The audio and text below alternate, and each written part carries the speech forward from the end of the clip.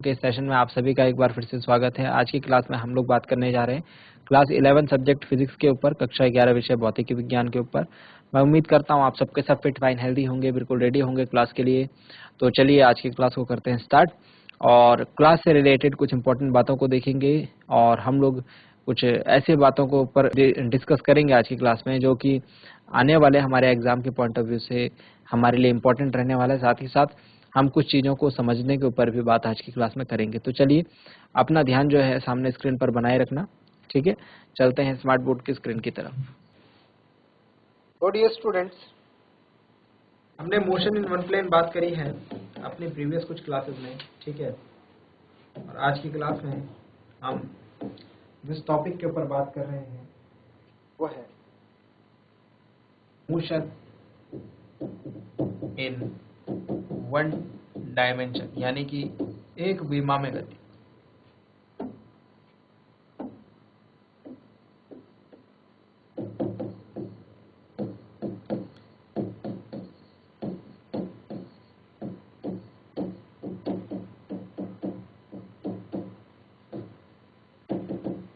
एक विमा में गति। चलिए, एक विमा में गति मतलब मोशन से हम लोग समझ रहे हैं कि ये जो है आपका चैप्टर काइनेमेटिक्स के अंदर आता है, ठीक है। काइनेमेटिक्स जो है एक फिजिक्स की ब्रांच है, फिजिक्स की यूनिट है जिसमें हम लोग मोशन के बारे में बात करते हैं। जो वर्ड है काइनेमेटिक्स, इसका भी मतलब है काइने प्लस मैटिक्स। काइने मतलब मोशन, काइने मतलब मोशन एंड मैटिक्स मतलब मैथ्स।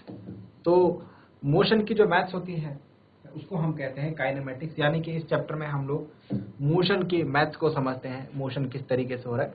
और हम लोग अपना डिस्कशन जो अभी सीमित रखेंगे वो रखेंगे वन डायमेंशन, मतलब एक विमा में गति। एक विमा में गति मतलब कोई ऑब्जेक्ट चल रहा है अगर ए पॉइंट से, तो वो ऐसे चल सकता है, ठीक है, या फिर वो ऐसे चल सकता है, ऐसे चल सकता है, मतलब एक ही विमा में चल सकता है, ठीक है।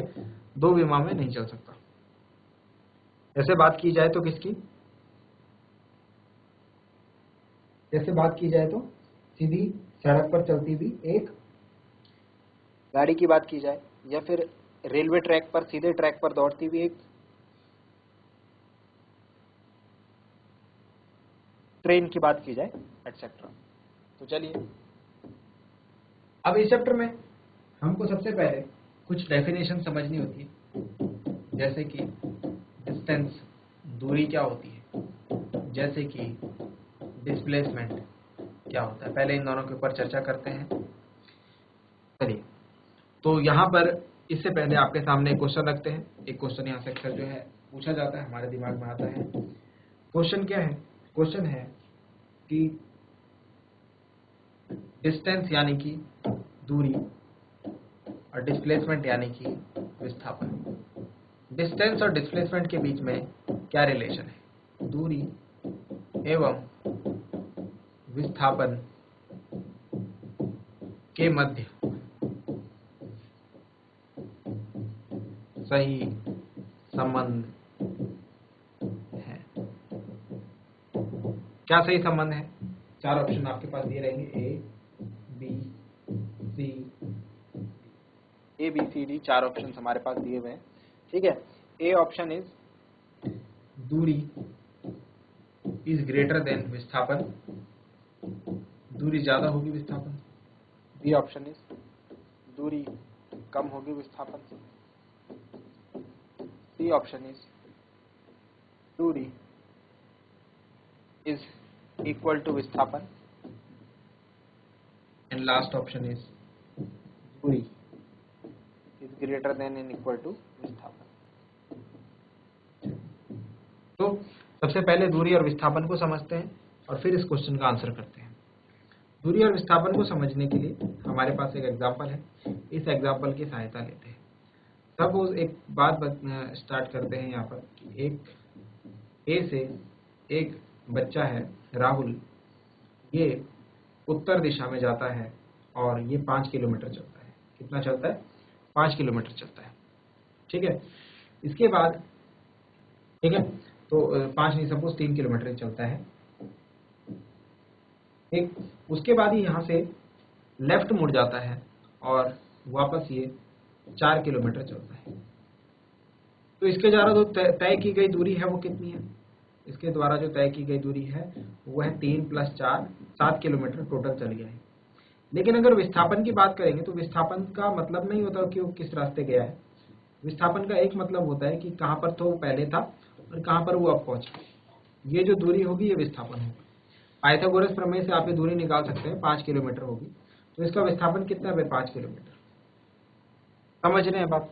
तो दूरी जो है वो ज्यादा आती हुई दिख रही है मुझे यहाँ पर विस्थापन से। ठीक है, तो पहला पॉइंट तो हमारा क्लियर हो गया कि दूरी जो होगी वो ज्यादा होगी विस्थापन से। दूसरी चीज चेक कर लेते हैं, क्या वो विस्थापन के बराबर भी हो सकते हैं? बिल्कुल। अगर ये व्यक्ति या ये बच्चा सिर्फ इतने डिस्टेंस चला होता, सिर्फ इतने डिस्टेंस चला होता, तो यहां पर इसकी जो दूरी होती वो होती 3 किलोमीटर की। लेकिन इसका विस्थापन क्या होता? स्टार्टिंग पॉइंट और फाइनल पॉइंट के बीच की डिस्टेंस। तो यहाँ पर इसका विस्थापन भी क्या आता? 3 किलोमीटर। यानी कि जो दूरी है, विस्थापन है, वो दूरी विस्थापन से बड़ी होगी हमेशा, लेकिन उसके बराबर भी हो सकती है। दूरी जो होगी विस्थापन से छोटी कभी भी नहीं होगी। ये चीज हमने यहाँ पर सीखी है। और दूरी और विस्थापन में जो है रिलेशन आपको क्लियर होना चाहिए, क्योंकि हमको आगे इससे रिलेटेड काफी सारे क्वेश्चन देखने को मिलते हैं जिसमें हम कंफ्यूज हो जाते हैं कि दूरी और विस्थापन क्या होते हैं। तो दूरी क्या होती है? दूरी को अगर हम शॉर्ट टर्म में डिफाइन करें, दूरी जो है कुल पथ लंबाई, कुल पथ लंबाई, जितने भी दूरी तय की गई है उस पूरे रास्ते की जो लंबाई होगी वो होगी दूरी। और विस्थापन की बात करें, विस्थापन की बात करें तो विस्थापन होगा हमारा प्रारंभिक व अंतिम बिंदु के बीच की दूरी। ठीक है, तो ये सारी चीजें हैं दूरी और विस्थापन से रिलेटेड। इनको जल्दी से नोट डाउन कीजिए, फिर हम आगे की चीजों के ऊपर बात करते हैं। समझ में आ गया? चलिए, तो अब अक्सर आपसे जो है डिफरेंस पूछ लिया जाता है किस किस के बीच में? दूरी और विस्थापन के बीच में। तो इसके ऊपर हम बात करते हैं। नेक्स्ट हेडिंग डालेंगे, दूरी व विस्थापन के बीच अंतर, difference between distance and displacement.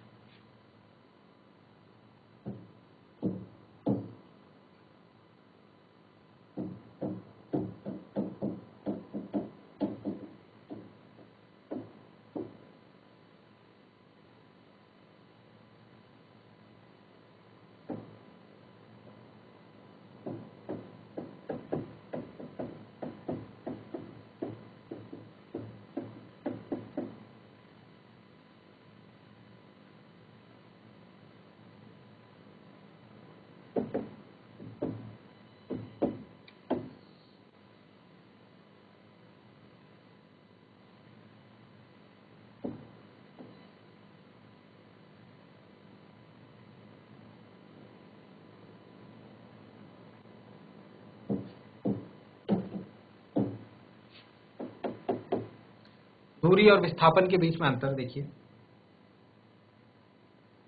सबसे पहले अगर दूरी की बात करें तो जो डेफिनेशन हमने बताई है, दो बिंदुओं के बीच की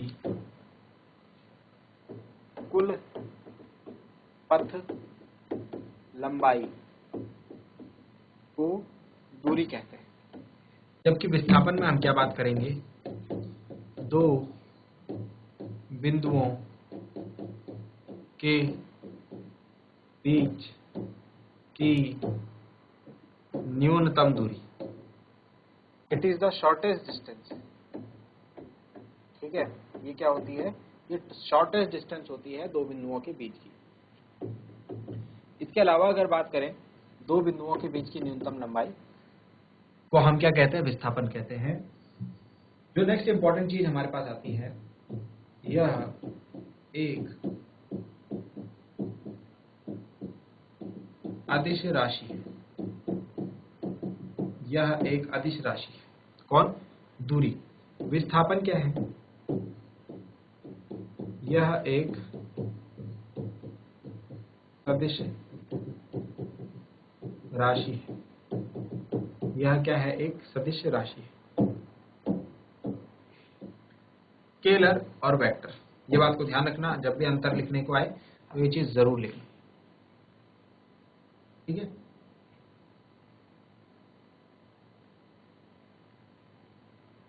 चलिए, इसके अलावा इसमें लिख सकते हैं इसका मान सदैव धनात्मक होता है, यानी पॉजिटिव वैल्यू आती है हमेशा डिस्टेंस की। जो विस्थापन है इसका मान 0, ऋणात्मक अथवा धनात्मक हो सकता है। 0 भी आ सकती है, नेगेटिव भी आ सकती है वैल्यू, और पॉजिटिव भी आ सकती है, ठीक है। कुछ भी वैल्यू आ सकती है। दूरी और विस्थापन के बीच में 3 डिफरेंसेस हमने लिखे, ठीक है। बाकी डिफरेंसेस आप जो है खुद से लिख सकते हैं, ठीक है। 0 किस तरीके से आ सकती है, इसकी वैल्यू नेगेटिव किस तरीके से आ सकती है, ठीक है। चलिए, तो कुछ क्वेश्चंस करवाते हैं आपको इसके बेस पर, कुछ क्वेश्चंस करवाते हैं आपको इसके आधार पर। क्वेश्चन है एक कण 1/4 वृत्ताकार दूरी तय करता है, 1/4 वृत्ताकार दूरी तय करता है।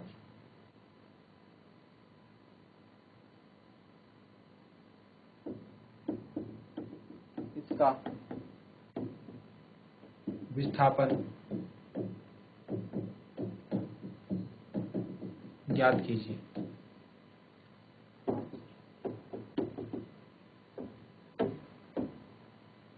इसका विस्थापन ज्ञात कीजिए, डिस्प्लेसमेंट फाइंड आउट करना है, ठीक है। जरा समझने की कोशिश करते हैं कि यहां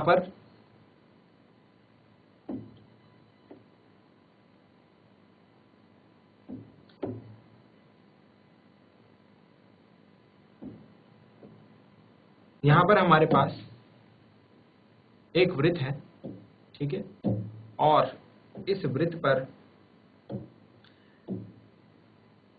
अगर मैं ये इसका सेंटर मान लूं, ये O इसका केंद्र मान लूं, तो ये हो गई आधा वृत्त। और अगर इसको भी मैं आधा कर दूं तो ये हो गया हमारा 1/4। तो कर्ण ने कुछ इस तरीके से दूरी तय करी होगी, यहां से घूम करके, और वो यहां पर पहुंचा होगा, यानी कि A बिंदु से B बिंदु पर पहुंचा होगा, ठीक है। हमें विस्थापन ज्ञात करना है, तो A और B के बीच का जो विस्थापन होगा, अभी तक जो बातें हमने समझी उसमें मुझे समझ में आता है कि A और B के बीच का विस्थापन, ये लाल डॉट डॉट लाइन न्यूनतम दूरी होती है ना, तो न्यूनतम दूरी इन दोनों के बीच की ये रहेगी, बिल्कुल सीधे जाने पर इनके बीच की दूरी न्यूनतम रहेगी, ठीक है। अब यहां से लेकर यहां तक इसकी त्रिज्या होगी OAR, OB भी R होगी, हमको AB निकालना है। तो AB का स्क्वायर इज इक्वल टू क्या हो जाएगा, हमने पढ़ा है किसमें, पाइथागोरस थ्योरम। AB का square is equal to OA का स्क्वायर प्लस OB का स्क्वायर, ठीक है। AB का square is equal to OA का स्क्वायर इज R का स्क्वायर, OB का स्क्वायर इज R का स्क्वायर, AB का square is equal to 2R square, AB is equal to √2R square, AB is equal to √2 और small r। तो विस्थापन जो होगा वो होगा √2R, ठीक है। और इस तरीके से आपको क्वेश्चन जो है वो देखने को मिलेंगे विस्थापन से रिलेटेड। के बाद सिमिलर ही कॉन्सेप्ट, अगर आप दूरी और विस्थापन को समझ पाए तो आपको लगभग समान कॉन्सेप्ट मिल जाएगा देखने को, और दो टर्म्स का, जिनको कि हम कहते हैं चाल यानी कि स्पीड और वेग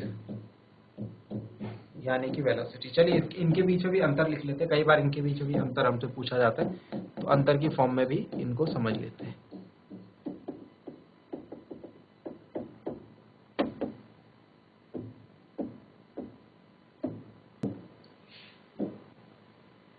सबसे पहले चाल की बात की जाए तो चाल क्या होती है? कि वस्तु की चाल एकांक समय में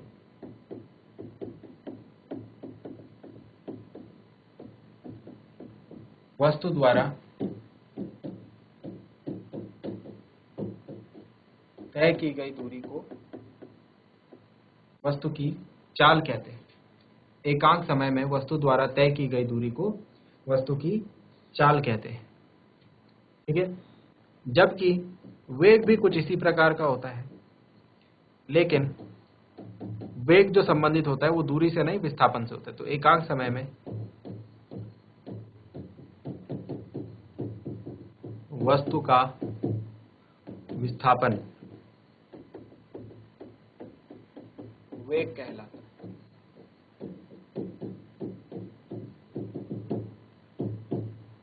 एकांक समय में वस्तु का विस्थापन जो है वेग कहलाता है, ठीक है। एकांक समय में वस्तु द्वारा तय की गई दूरी क्या कहलाती है? चाल कहलाती है। एकांक समय में जो वस्तु का विस्थापन होता है वो वेग कहलाता है। नेक्स्ट पॉइंट,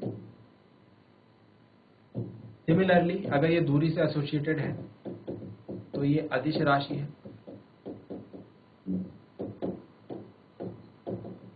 और क्योंकि ये विस्थापन से संबंधित है तो यह सदिश राशि है। क्योंकि विस्थापन भी क्या है? सदिश राशि है, इसीलिए वेग भी क्या है? एक सदिश राशि है, ठीक है। तो जब जब आप वेग को डिफाइन करेंगे, वेग को समझाएंगे, उसके साथ साथ आप विस्थापन, उसका डायरेक्शन का भी आप जानकारी देंगे, ठीक है। चलिए, ये सारी चीजें थी। आई होप यहाँ तक आपको बातें समझ में आएंगी। उसी हिसाब से चाल जो होगा वो पॉजिटिव होती है उसकी वैल्यू, वेग की वैल्यू 0 भी हो सकती है, पॉजिटिव भी हो सकती है, नेगेटिव भी हो सकती है ना। इसके बाद हमारे पास कुछ टर्म्स आते हैं, इनके ऊपर बात करते हैं। एक होता है यूनिफॉर्म स्पीड और एक होता है नॉन यूनिफॉर्म स्पीड, यानी कि एक समान चाल और असमान चाल। एक समान चाल और असमान चाल, ठीक है। इनको समझते हैं। एक समान चाल और असमान चाल में क्या संबंध है, क्या रिलेशन है?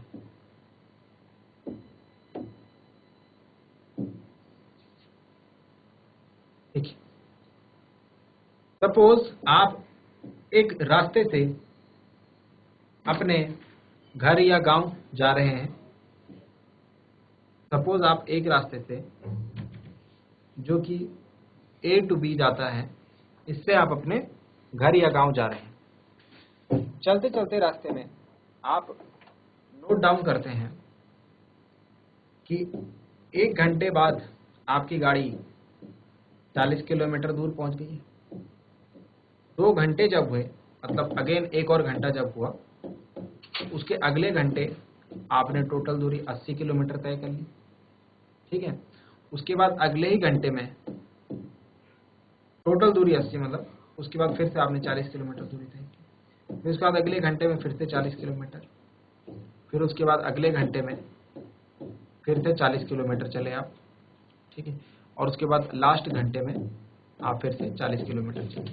तो इस प्रकार से आपने 200 किलोमीटर की दूरी तय करी और उसके लिए आपने 5 घंटे का समय लिया। और हर घंटे में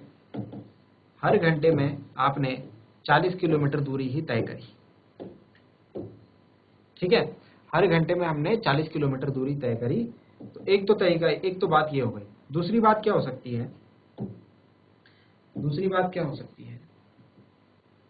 कि आप गए ए से बी वापस, ठीक है, अपने गांव, और जाते हुए अब की बार आपने, अभी आपको रोड खाली मिली तो 1 घंटे में आप 50 किलोमीटर चल गए। फिर उसके बाद 1 घंटे में आप सिर्फ 20 किलोमीटर ही चल पाए। फिर उसके बाद के 1 घंटे में आप 30 किलोमीटर चल गए। उसके बाद के 1 घंटे में आप 60 किलोमीटर चल गए। उसके बाद के 1 घंटे में आप 40 किलोमीटर चल गए। ठीक है, तो यहां भी आप 200 किलोमीटर चले, यहां भी आपने 5 घंटे का समय लिया, लेकिन देखो कभी आप 1 घंटे में 40 किलोमीटर चल रहे हो, कभी 60 किलोमीटर, कभी 30 किलोमीटर, कभी 20 किलोमीटर, कभी 50 किलोमीटर।